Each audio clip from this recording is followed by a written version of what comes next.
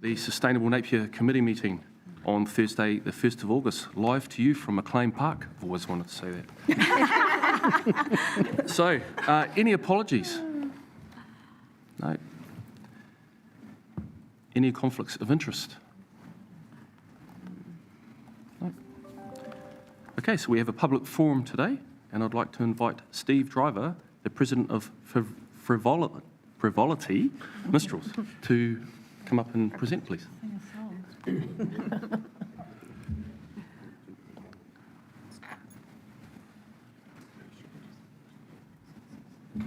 Oh, and just sorry for the minutes, Councillor Simpson is also online. Tēnei te mihi kia koutou, kua tāmai nei I tēnei wā, I ngā mihi mahana kia koutou. Warm greetings to you all. Ko Steve Driver tōku ingoa. This is Brian, you might know him, he's an ex-councillor for many, many, many years. I was employed by council. Well, he did the real work then. Oh. He was employed by the council. I was brought up in Napier, went to Bledisloe School, Nelson Park School, Napier Intermediate, Tauranga Intermediate, and Napier Boys High School. At the end of the fifth form, local constables Green, Rose and Dusto suggested to my dad perhaps the army would be a good place for me.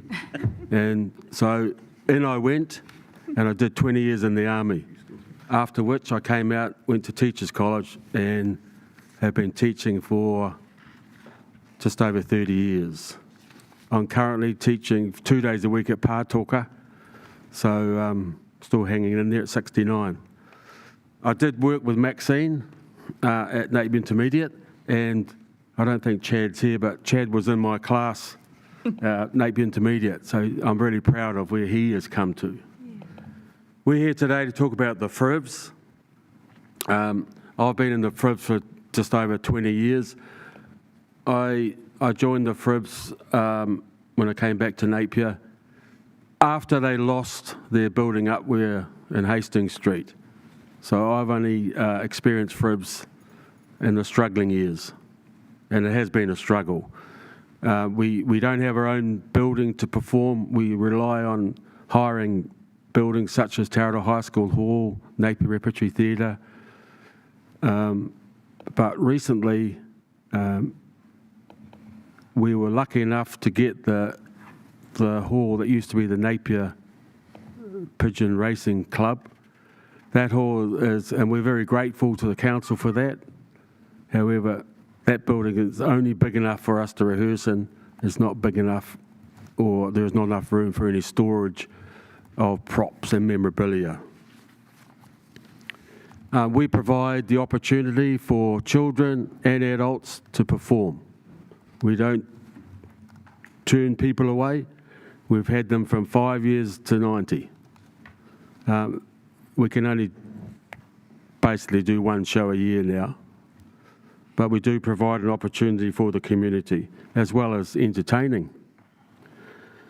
We've been shifting about every 6 months, using places like Wallace Development, shifting into a building and then having to pack up and shift out.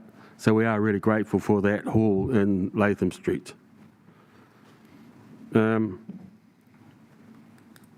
I applied to have a container on site for the storage of our props, and we have a lot of memorabilia going back. The FRIVs has been going since 1897 and performed its first show in Estale Hall in 1898, and we have put on a show every year continuously since then to this day, through the wars.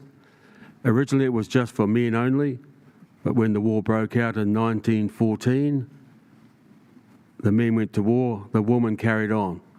After the war finished, the women were kicked out and it was men only again until another war happened in 1939, and then the men went to war, the women carried the FRIVs, and then they stayed ever since. So it's men, women and children, all welcome. I did apply to the council for a container on the site that we are, and the feedback we got from the council was they'd give us permission to build an extension to the rear of the hall, which we can't afford, so that wasn't a viable option. So the reason why we want a container, it's a temporary measure. I would think probably about 2 years. We just need to store our stuff until we can work out some way of storing our memorabilia and our props. About it. Any questions? Okay, yeah. Any questions for Councillor Crystal? Thank you for that. Where do you currently store your memorabilia and props? We've thrown them out. We've got the memorabilia still, but it's scattered around a lot of places, a lot of people's garages around Napier, and we've just had to throw out a lot of our scenery props just in the last few weeks. We just have no room. We can put some of our costumes in there, but not the props. We've got to get rid of quite a few of those too. Yeah, and we have got rid of a lot of costumes as well. Yeah. Any other questions? No? Well, thank you very much, team, for coming along and presenting to us. And yeah, Thank you for the opportunity. you're welcome. And your topic is our second item on the agenda. Thank you. We leave now? Yeah. You're welcome to stay. Yeah, don't go yeah. away. Okay, so our first agenda item is our insurance paper. So I'd like to invite Brian Faulkner to present that, please. Oh, sorry, apologies. Minutes first. Oh, I'll start again. Here we go. Okay, so any announcements by the Mayor? No? No announcements by me. No minor matters? Announcements by management? No. Cool. Any minor matters not on the agenda? I've got one for you, Mr. Chair. Sure, sorry, there you go. Thank you. Capital plan project updates.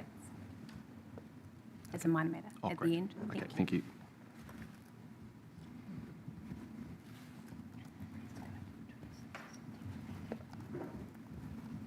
Yep. Okay. Now, confirmation of minutes, that the minutes of the Sustainable Napier meeting on Thursday, 20th of June, be taken as true and accurate record. Can I have a mover? Councillor Gregg. Seconder, Councillor Taylor. All those in favour, please say aye. Aye. Carried. Okay.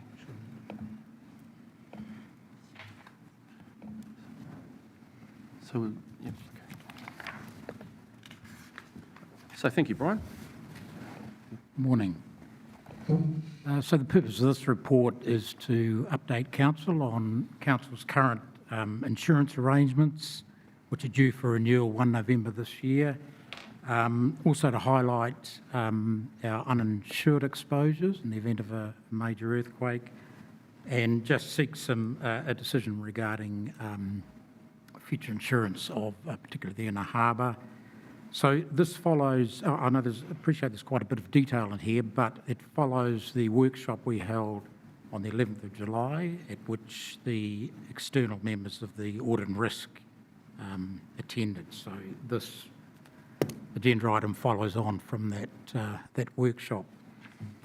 So I suppose just to set the scene, the Council's insurance premiums have doubled in the last 5 years. And that's a combination of factors, the hardening insurance market, what insurers are requiring by way of premiums, and also escalating construction costs in terms of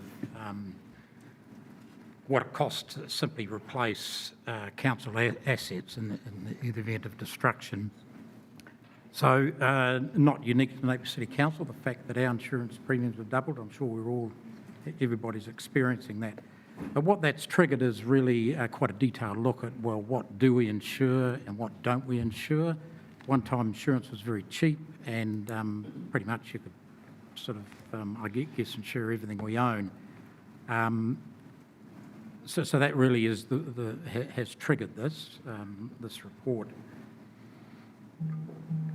So at the workshop, we discussed the inner harbour. We've had long discussions with our insurance brokers.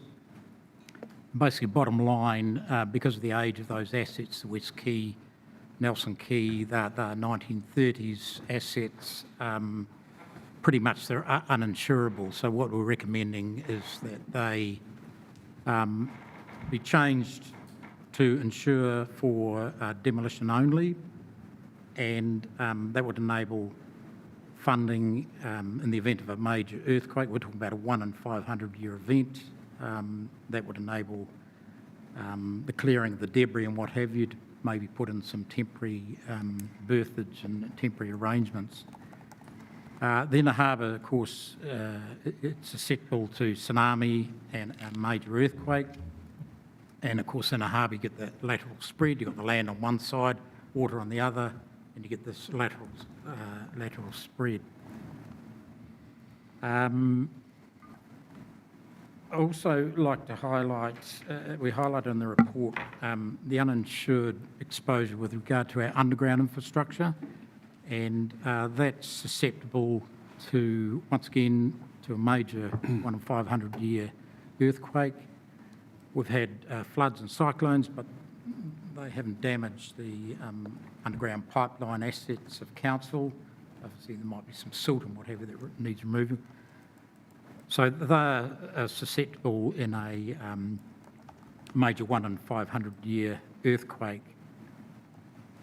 So we do have quite, based on loss modelling, we do have significant uninsured exposure there that we wish to highlight. To ensure that is incredibly expensive, and we don't have budget for that. So on the other side of that is we've done an exercise here on, well, in that event, based on the 3-year plan just adopted, or going out 10 years, what would our debt headroom be to be able to borrow to fund those renewals, and also that would also be based on, in the event of a Christchurch earthquake, a 1931 earthquake, a complete revisit of our 3-year or 10-year plan and reprioritising matters. So simply wish to highlight that uninsured exposure and also the calculation of the debt headroom.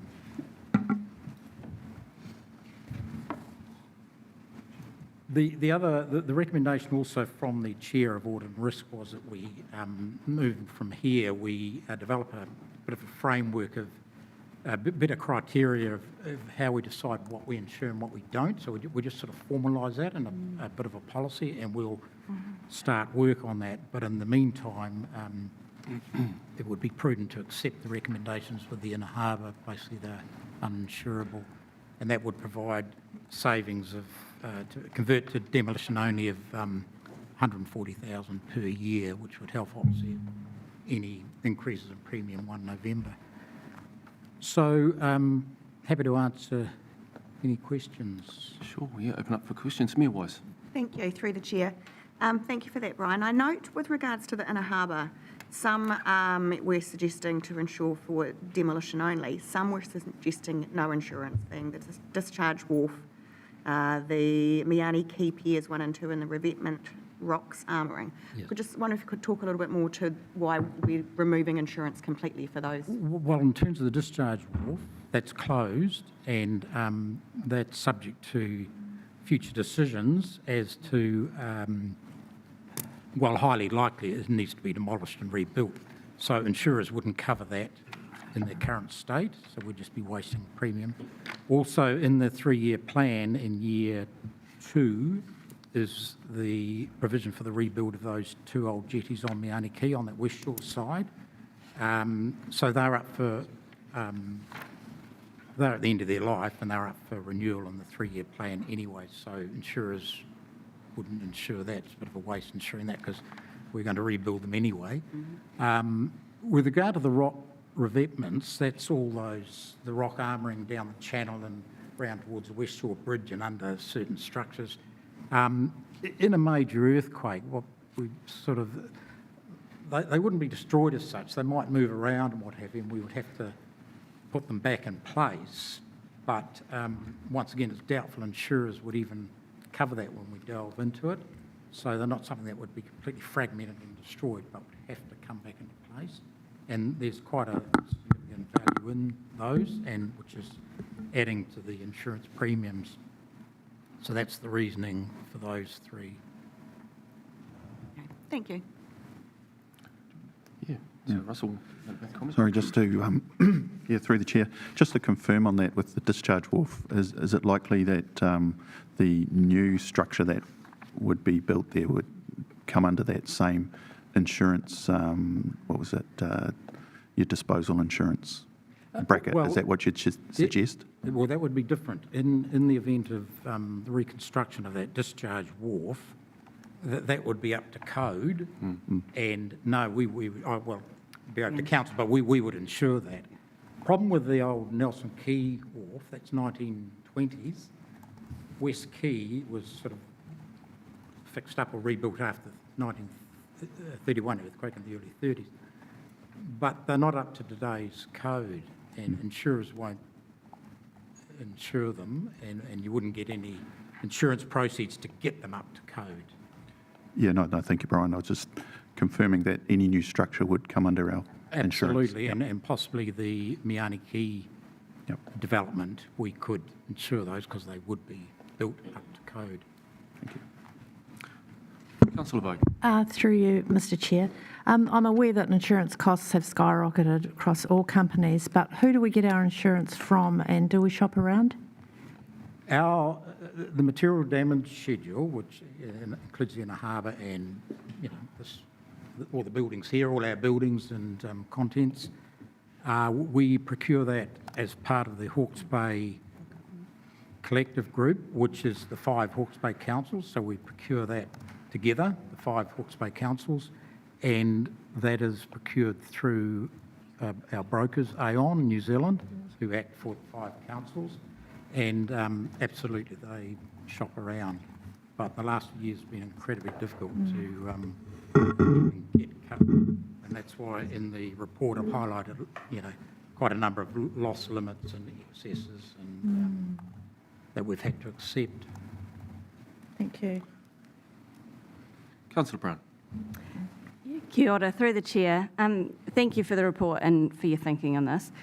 I'm interested in why we've moved to demolition only, in line with sort of the Mayor's questions there. We've got some uninsured items, which, like the bridges and the playgrounds, that I'm guessing don't have any demolition cover. And I suppose looking for the rationale around why we would have demolition costs on some assets and not on others if it's purely for that 1 in 500 year event. Well, with the inner harbour, as said, it would, keep the fishing industry going and what have you, it would provide funding to clear all the rubble and debris to enable some sort of temporary structures at least to be put in. With our playgrounds, historically, we haven't insured those. I suppose probably not unfair to children, but I guess at the time of this major earthquake, probably wouldn't be deemed perhaps critical assets, but certainly I'm not saying that council wouldn't rebuild them, but these criteria we will develop in conjunction with audit and risk. Okay. I suppose it's not so much the asset itself, but the clean-up cost, isn't it? Because it doesn't really matter what it is if it's a big mess that we have to clean up. And I suppose the rationale between us funding that through insurance as opposed to funding it through debt headroom, and reducing our premium even further in the short term. Is it? Yeah, we will cover that further in the next policy process. developing a policy. Thank you. Councillor Crystal. Just out of interest, you said interest rates have doubled in 5 years. How much of that is post-cyclone? How much, did it whack on a significant amount of that? Not so much in terms of premiums, but I just need to look this up. After the cyclone, we had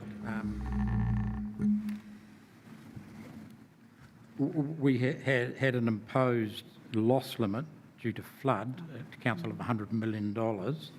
So if in a flood, a lot of council assets got wiped out, we can only claim $100 million in any 1 year. So certainly climate change floods have impacted on the appetite of underwriters to insure certain geographical areas, absolutely. And possibly, yes, it probably has impacted on premiums, yes. Thank you. Councillor Price. I have a little bit of difficulty with the fact that when you're choosing what to insure and what not to insure, I tried doing it in your own house and work it out. What's the urgency of this and why is it on this format, committee, when I sort of firmly believe it should be on audit and risk? Well, we had a workshop on this with audit and risk, and this is a subsequent formalisation of that workshop. It's just that we have to have the material damage schedule basically next week to our Aon to procure the insurance for 1 November, so it was a bit of a timing, and I did discuss that with the Chairman of Audit and Risk. But the further development of what we insure and what we don't will be going through audit and risk. So the Chair of Audit and Risk is, obviously you can't make a decision at a workshop, but he's quite happy with what we're putting through. Yes, he's seen this agenda item. What have you. It's to my understanding, Councillor Price, that the formalities of this were to get the demolition only stuff through to then get those savings started, but then to workshop this at a later date with that risk, extra risk, which is basically part C of the resolution, Ross Officer's recommendation. That's as I Yeah. interpret. Yep. So just further to that, we talked about demolition, or maybe we talked about our rocks moving if there was an earthquake. We don't know how much that's going to happen, do we? So I just feel, and I accept I didn't make the workshop, so I don't know, but I feel a little bit uninformed or not fully informed on what we're agreeing to. And as I say, I do have a lot of difficulty with playing around with insurance, deciding what we're going to do and what we can't. Have we got it in writing that the insurance company will not insure those items? Through Aon, yes. Yeah, so they're saying no, they won't insure them. So that's the only changes we're making today, correct, Brian? Yes. Thank you. Do you have a level of comfort with that, Councillor Price? What's that? Do you have a better comfort with that, or are you still not quite sure? As I said, dabbling with insurance is how do you decide, you go through your own house and try and decide what you wouldn't insure and what you would insure. And how much it's worth. Any? And I feel like, and as you said, it's going to go through audit and risk because it certainly needs that independence about it. Yep. Any further questions? No? So I'd like to have a mover for the officer's recommendation. Councillor Crown, seconder. Councillor Gregg. I'll put the motion. All those in favour, please say. Oh, sorry. Would you like to speak to that? Apologies. Thank you, Mr. Chair. No problem. I just want to say quickly that I think this is a demonstration of council doing what any business, organisation or household in this economic climate is doing, assessing and identifying where we can reduce expenses, and that the criteria and rationale that our staff have applied, it seems to be prudent, logical and in line with councillors' directions across the organisation to keep cost reduction top of mind. I think that point C is really important, and I think that speaks to Councillor Price's points as well, as making sure that we're very clear about how we move forward and what the risk framework looks like around insurance. But yeah, happy to support. I think that it provides a balance between protection and risk. Thank you, Councillor Crown. Councillor Gregg? Yes, thank you, Brian. Just to mention that our budget constraints mean we've got no additional approved budget, so this is logical and it's a good outcome. Thank you. Any other speakers to the motion? No? Yep. Yeah, I'm happy to vote for it, but I do that on the assurance you've given me that the Audit and Risk Chair has agreed to it. Okay, all right, I'll put that motion then. All those in favour, please say aye. Aye. Against? Carried. Thank you, Brian.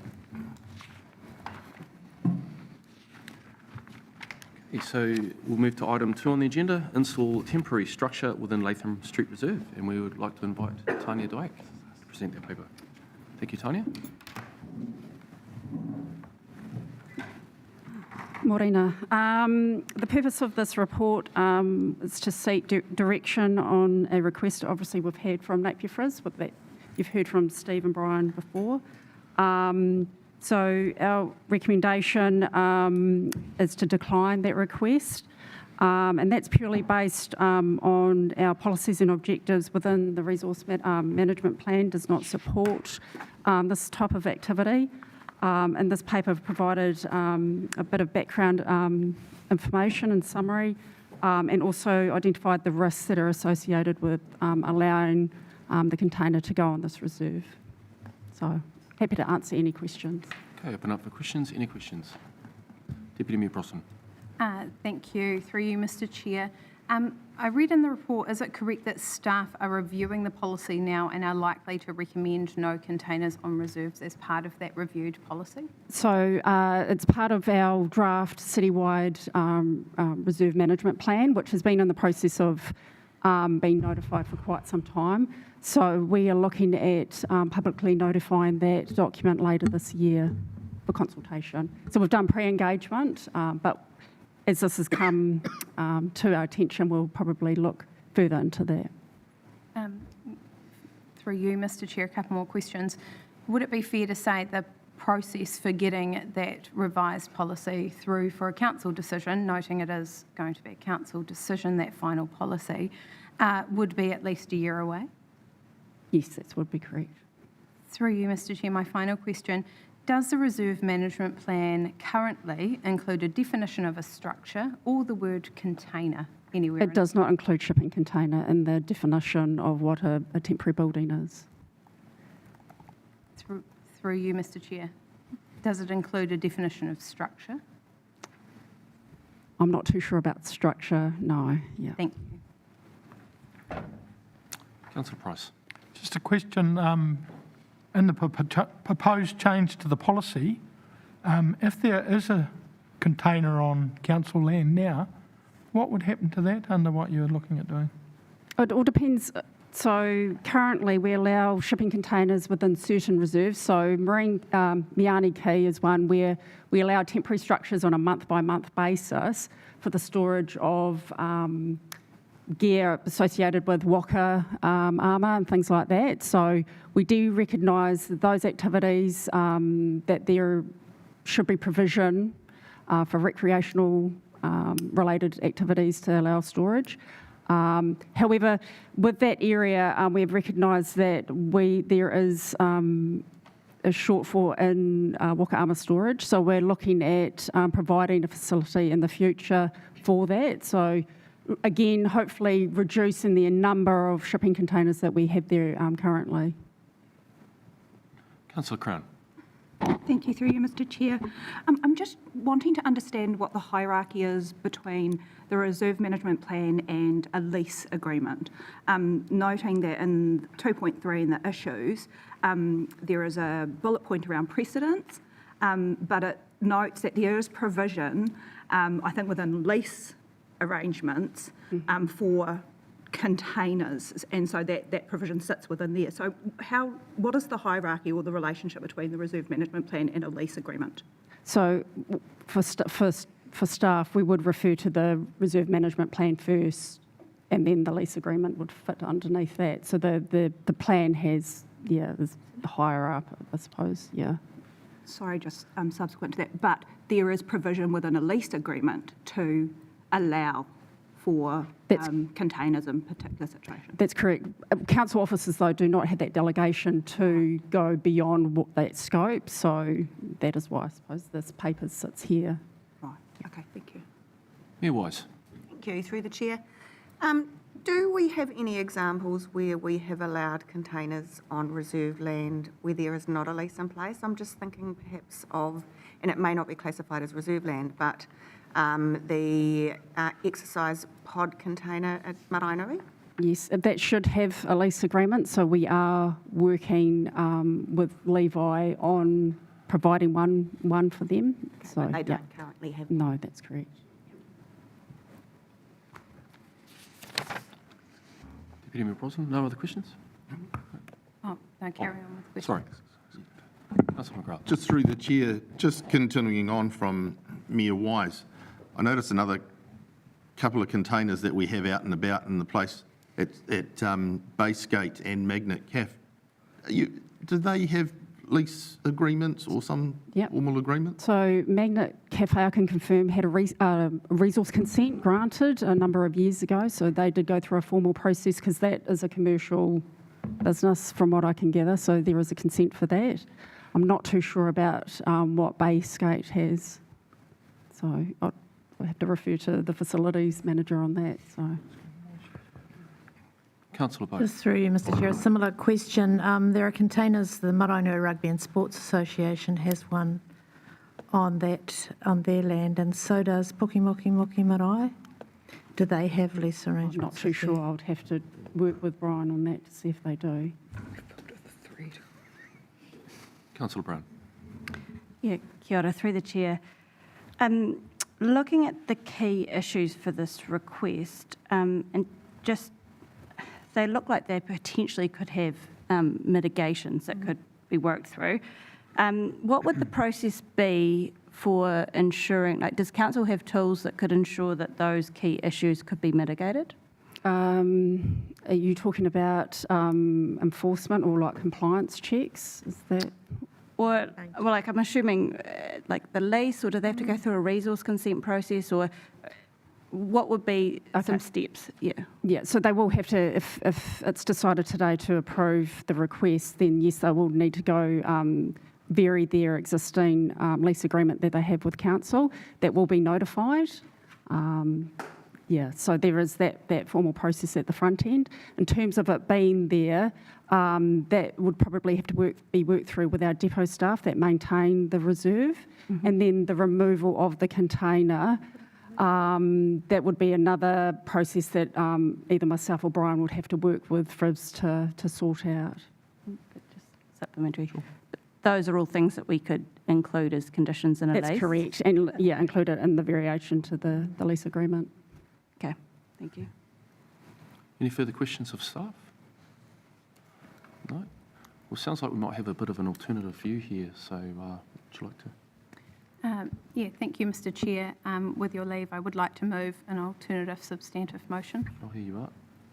Yep, happy to. If you're happy, Mr Chair, to take that as a foreshadowed motion, I'll provide the wording of that, which I've done in an email to Carolyn, and read to the meeting at the end of my discussion, if that works for you. Sure, that's perfect.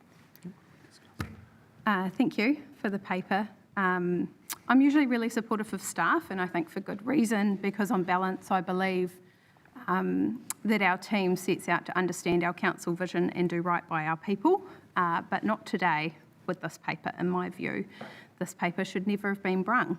It is a seemingly innocent paper, but I find it quite confronting, and I believe it's a bit of an affront to the vision expressed by our elected members. So I intend to be, with your leave, Mr Chair, critical of the process and the recommendation.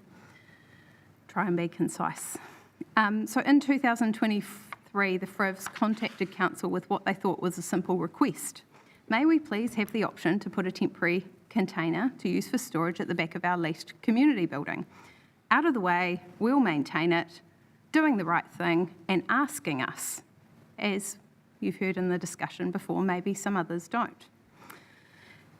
At the start of this year, I had the privilege of a short interaction with the FRIVs over their over 100 years in our community. I'm sure many others have as well. And I was asked to help navigate council processes and advocate for them as the communication with council had dried up. And in March, I organised and met with staff and discussed the minor concerns they had, as Councillor Brown outlined in her questioning, with the request. We agreed in principle to some mitigation, some conditions that would allay these concerns. And in April, our property manager prepared a draft letter to the FRIVs. I'd like to table that with councillors now, if that's all right with you, Mr. Chair. Sure. This letter set out the terms under which Napier City Council was happy to grant the temporary option of a container at this site, noting it does not require a variation to the lease. That letter, however, was never sent. Instead, it was intercepted by staff who thought better, and a view was formed that we should deny the use of council's reasonable discretion in this case, taking Lord knows how many hours to sideline that community group, to take up valuable executive team meeting time, Parks and Reserves management time, governance time, and right through to today, a paper taking up our time that, in my view, never should have been brung. 3 months later, here we are, myself, disappointingly never receiving an update after this meeting and this paper. Needless to say, Mr. Chair, I am frustrated. And I'd like to lay out what I see the deficiencies within this report's reasoning is to support my foreshadowed motion to the alternative. Deficiency number 1, amenity. The paper states the container would not be in keeping with the well-maintained nature of the community storage rooms on the reserve currently. However, this is no recreational reserve. It is a small strip of technically greenbelt reserve housing our pump station and 4 small community buildings of varying ages and sizes. The reserve is obviously intended for small groups to run community groups from. It's almost an aside, a service reserve attached to a greenbelt. As such, the temporary placement of a container here does not in any way detract from the amenity of the passive use of the greenbelt reserve. Deficiency number 2, precedent. Papers have come, I can't see any papers have come in the past to allow commercial activities on reserve. I acknowledge that. Some of those commercial activities are in containers. But does anyone remember getting a similar paper for the placement of a container on a rugby ground, on a hockey ground, at the PGA, at the sailing club? And the list actually goes on, but I'll try and be concise. These are all on reserve, not all specifically mentioned in lease agreements, as the report states. However, we've heard different from staff this morning, and I certainly don't remember any coming our way, nor does my search of our papers. Why? Because reasonable discretion was used. There is a time and a place and a use component to precedent that has been ignored and not considered here, in my view. My last deficiency I'd like to highlight to you is policy. This paper makes the black and white assessment that the placement is inconsistent with the policies and objectives of the Reserve Management Plan. However, don't be fooled. That line is not black and white. It's a purple-tinged rainbow. I know you won't want my full policy analysis, but I will highlight a few to you. Firstly, a temporary container, whether it can be called a structure or a building, is shaky at best. Our Reserve Management Plan, the Reserves Act itself, and even the definition of a building inside the district plan makes that shaky, or the lack of definition in most of those policies. However, if you do consider it to be a structure, Objective 5.15 deals with structures on reserves, and inside that section you see wording like buildings shall be provided for the specific proven needs of the users. Such buildings and structures could include storerooms and club rooms, and new buildings on reserve shall be located only where they do not obstruct entrances, they do not detract from the open nature of the reserve, and the list goes on.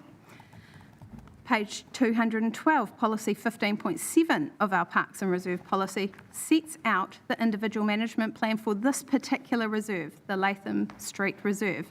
It notes the current use of the reserve for community buildings, and that we should apply the Greenbelt policy only as applicable. People who do policy love words like only as applicable, as it allows you to use reasonable discretion. The Greenbelt Reserve Management Plan has Objective 4, which is summarised as supporting indoor recreation, culture, arts activity where they do not detract from people's enjoyment of the open space.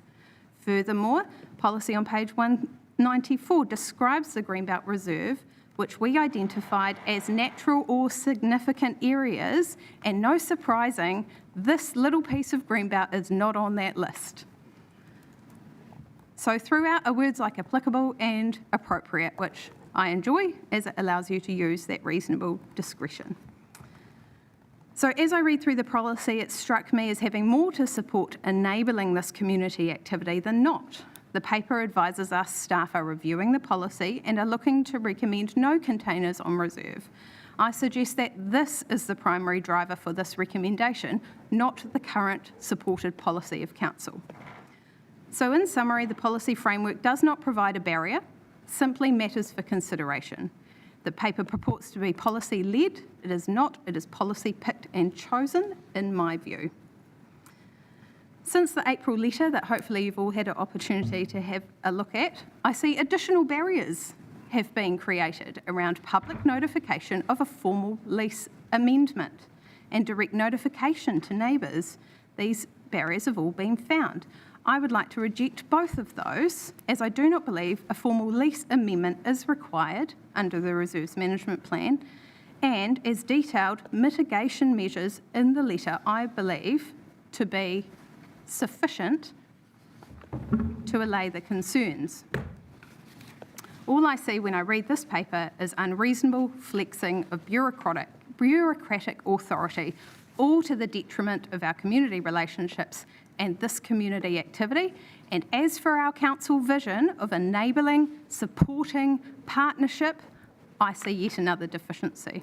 So thank you, Mr. Chair, for allowing me to be critical, as I am frustrated, and I would like to propose an alternative motion. That motion I've provided to governance. I'm not sure if there is an opportunity to put that on the screen. We'll put that up there. There it is. Can we see that? We can't see the screen. So Right, we can bring that up as best we can. I would like to move that this committee grants the Napier Frivolity Minstrels, the Frivs, request to temporarily place a shipping container within the Latham Street Greenbelt Reserve, as the request is supported by the Reserves Management Plan and the Council's vision for enabling such community groups. 2, grant the option for a temporary placement of the container on the terms and conditions set out in the draft agreement letter dated the 24th of the 4th, 24, which you have in front of you. And 3, direct the Chief Executive to consider training on how best to embed Council's vision into Council operations, specifically to address how this situation could have been managed more consistent with Council's policy, vision and community outcomes. That last one is to reflect my level of frustration. Thank you, Mr. Chair. Get that. Okay, we've got a motion in front of us. Is anyone happy to second that? Councillor Taylor. Okay. Could I ask a question, please? Weren't you? Deputy? Sorry. Through Right, you. we can have more sorry. talking about. Is that Carry okay? on, Yeah. yes. Through you, Mr. Chair. The men's shed is on the other side of Latham Street. I think this is a good solution.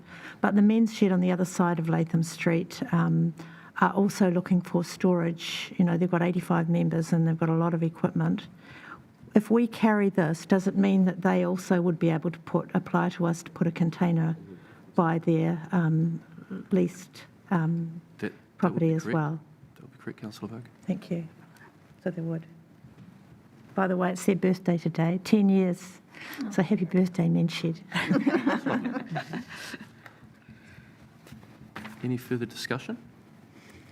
So we have a mover and a seconder. Would you like to? Option for the seconder to speak. Would you like to speak to that, Councillor Taylor? I think the Deputy Mayor has pretty well explained the position, and I concur, but I would also just like to add that she referred to the vision of this council, and I think one of the things that we have neglected a little bit is our vision to have authentic relationships with our community organisations. And in the public forum today, we've heard the over 100 years of this particular group participating in our community. Some of it quite interesting, how women have come and gone from the organisation, but that happens in our community. We also talk about places and spaces for all. And one of the things that I did pick up was the temporary nature of this request. And I think we should consider that into the future, they may be in a position to remove this. And as the Deputy Mayor has said in the letter dated April, 24th of April, there are ways to mitigate the issues that have been raised. As part of the Active Transport Group, the main part of that reserve for outdoor recreation is the pathway that people cycle through. This container is not going in any way to impede outdoor recreation in that reserve, so I fully support the amended resolution. Okay, Mayor Wise. Thank you, through the chair. I too am going to speak in support of the substantive motion in front of us. And I guess just wanting to comment after Councillor Bogue's question regarding other organisations who may come to us with a request for a container or some sort of temporary structure on our reserve land, and I guess alleviate any concerns that that may raise for some people, because I think, as the Deputy Mayor has outlined quite clearly, the existing policy allows us to use our discretion and ensure that we have the right mitigation measures in place should we allow these temporary structures to be put on our reserves. So I don't believe that by us making this decision today, it opens the floodgates by any means. It simply allows us to actually work with our community when we receive requests such as this to ensure that we get the outcome that benefits all. So I fully support the motion in front of us. Thank you. Okay, so we've had 3 in support. Anyone against? Councillor Gregg. Yes, I would like to support the officer's recommendation to decline the request. I think as a council we need to respect the Reserve Management Plan, and we don't want our reserves and playgrounds dominated by buildings and structures. Thank you. Okay. Anyone else? Any comments? Okay, so... I can talk in favour of it now, can't I? Yes, you can. I'd just like to say, let's get real about containers. Christchurch retail survived off building a container city in their town after the earthquake. They're a lot better buildings than some that are being built. And that I'd like to think when we do our policy that we don't completely eliminate it, but we do have clauses to make sure it's kept nice and tidy and part of the venue. So, as I said, I'm in favour of this going ahead.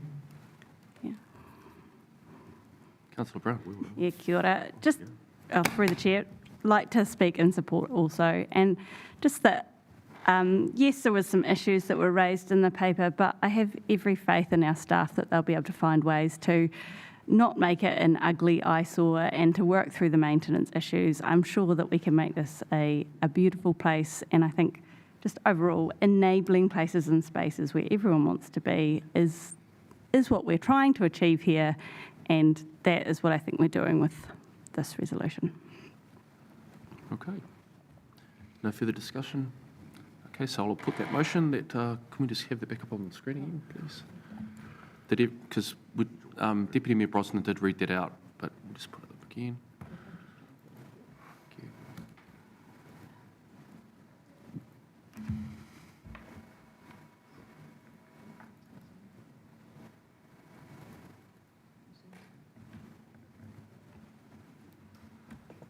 It's okay. So, I'm pretty sure everyone's okay with it. There we go. Okay. We're already in the last one. So we won't have to read that again, but it's there. So I'll put that motion. All those in favour, please say aye. Aye. Against? Carried. Thank you. Okay.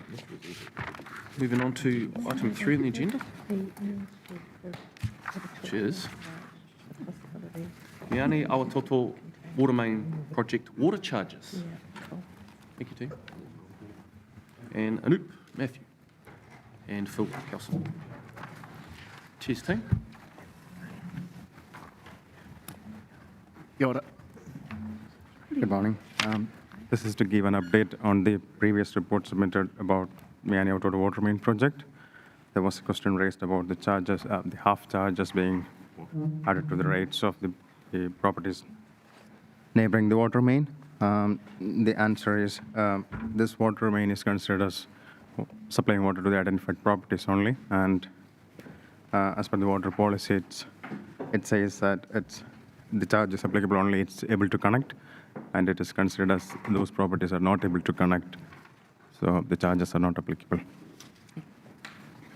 Thank you. And just from my memory, that was something that was asked for by Councillor Simpson, who's online. Yep. So, yeah, any questions for staff? It's a pretty straightforward paper, just providing clarity. Councillor Gregg. Yes, through the chair. Thank you. How are we communicating to the affected residents about the water rates and not being charged? How will they find out?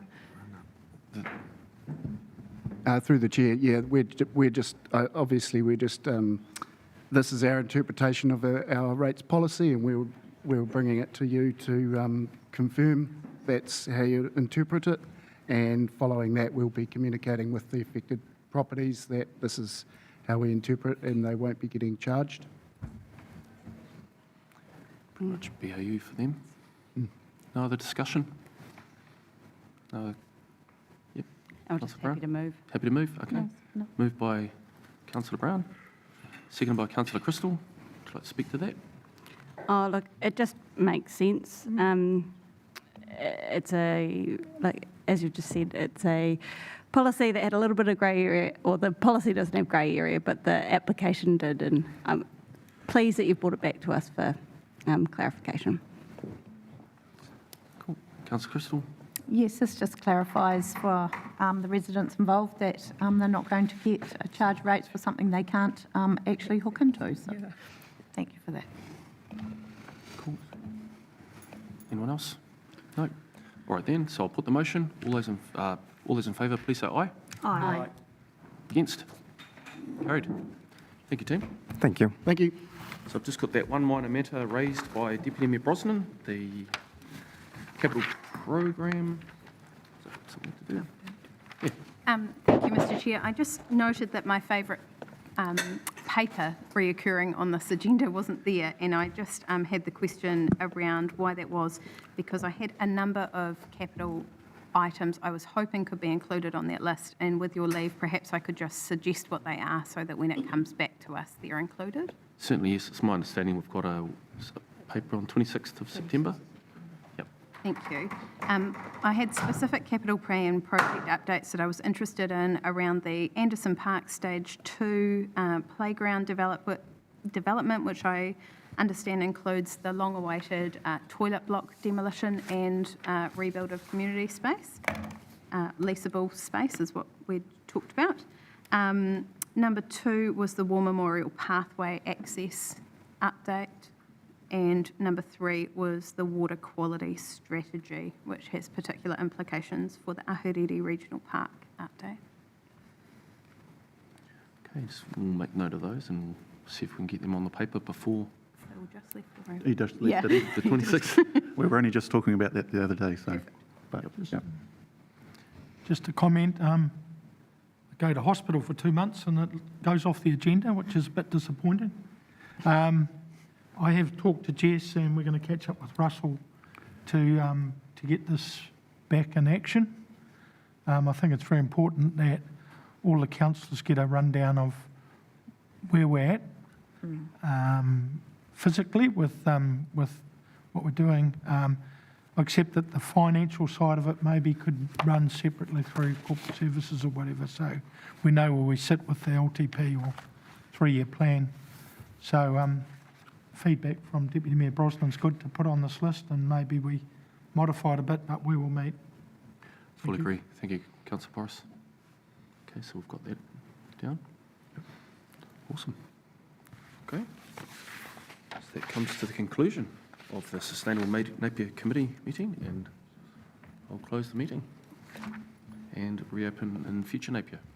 We'll take a 5-minute break. 5-minute break. Okay.